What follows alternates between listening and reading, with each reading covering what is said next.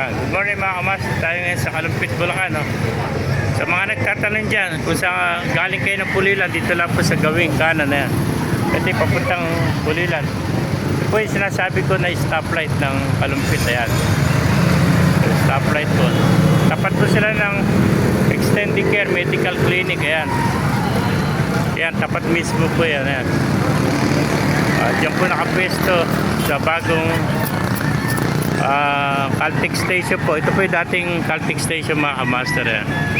Ay, dyan na po sila nakapwesto ngayon. Makikita po nyo rito yung Pungo Toda. Ayan mga kamaster. Pungo Toda. Ayan. Gawing kanan lang po. Galing kayo ng Malolos at galing kayo ng Kalumpit. Ay, ng Pulilan. Pagka galing kayo ng Pampanga, gawing kaliwa mga kamaster. Dito po sila sa may pilahan ng Pungo Toda. Ayan. Sa iba pang may bakante lote sila nakapwesto mga kamaster. Ang dating Caltex Station. Kaya mga kamaster. Papakita ko sa inyo yung mga manok dito.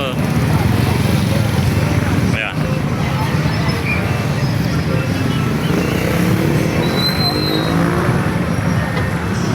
Mga kamaster, pakipalo na lang pakita ng ating video para marami makapanood. Mabuhay tayo natin. God bless you.